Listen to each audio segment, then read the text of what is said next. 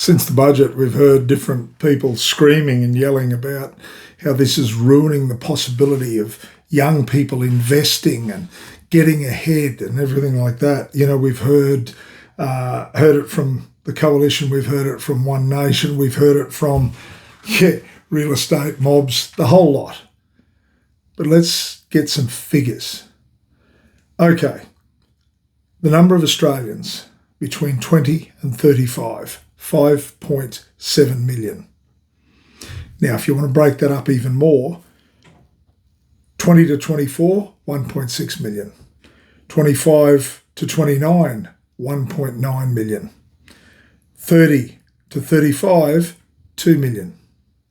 Now, see, that in itself should give you pause for concern. The younger cohort, every time you step down, there's less and less people. And that falls into that whole thing about an ageing population, how we're not replacing ourselves. You know, the age cohort is going to be increasingly large. The young cohort that is going to have to support them in some way is going to get smaller and smaller. And not just support them, support our economy. There are going to be less and less working Australians if we rely entirely on birth rate. But that's not what this is about. We're going to go a bit further. So, of those young people, if you look at the 25 to 29 age bracket, only 36% are actually homeowners. So, yeah, a third. 30 to 34%, 30 to 34 years old, 50% are homeowners. So if you were to look at the 20 to 34, you would find the overall percentage is going to be lower. So it's a bit alarming when you look at that same cohort, 30 to 34, where at the moment we've got 50% are homeowners. When I say homeowners, they purchase the home, they're still struggling with mortgages. In the 70s, that cohort, the ownership was 64%. So something has gone wrong. Something has gone wrong between the 70s and now. And I'm sorry, but I couldn't find out when it went wrong. So it might have been gradually over time. It might have been all in the one hit. But anyway, it gets more interesting.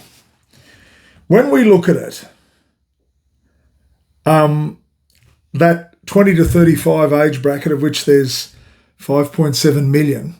So we've heard them screaming about we're removing the chance for these young people to invest. Between 300 and 350,000 have investment properties. So what would that be?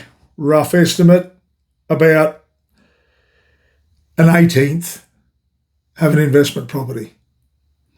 So we're talking about how these changes to capital gains tax and negative gearing are screwing these young people.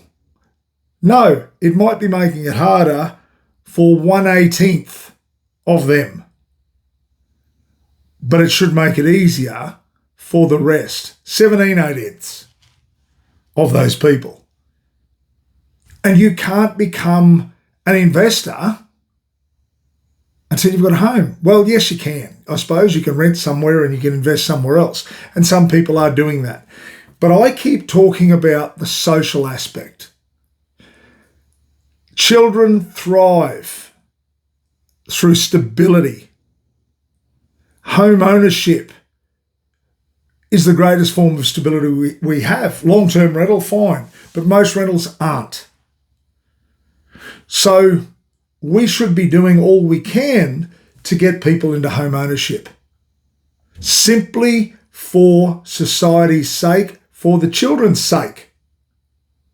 Allow them to go to the same school, to play sport in teams without being uprooted and moved. But anyway, let's get back to the data. So, less than 34 years of age only own 13% of all investment properties. So most investment properties are owned by people over 34 years of age. Now, if you go to 30 to 39, 14% of the investor pool. So we've gone from 30, less than 34, and we've stretched that out to 30 to 39. Doesn't make a whole lot of difference to that proportion of the investor pool. What it's showing is that young people do not feature particularly highly in investment. Now, when you look at it, millennials, the 30 to 45 year age group, 46% of investments there are new properties. They invest in new property purchases. So it's interesting, if they do that, they don't have to worry about the changes to CGT and that sort of thing, do they? Because on new builds, you can still do it. So what these figures show, and I'm sorry if I didn't present them, perfectly, but what they show is that all this screaming about not allowing young people to invest in blah, blah, blah, the majority of young people can't even get to the first rung of the ladder, which is home ownership, let alone investment properties. It is not happening. You are arguing for a select few of them and a whole shitload of older people. This is nothing more than selfishness. If we're paying tax on money earned, it should not make any damn difference whether it's earned by the sweat of your brow or whether it's your money doing the earning. It's still earning. We still have an obligation, if we live in society, to try and contribute to that society. Look, I hate paying tax as much as anyone, but I understand the necessity for it. And yes, you can say that there's wastage and everything like that, but there's wastage everywhere. And what a lot of people see as wastage, other people see as necessary. So we can argue the point on tax, but let's argue it on facts. Let's not argue it on bullshit. And this claim that these changes are going to stop young people getting ahead are bullshit, because they're not getting ahead anyway. And maybe this helps them.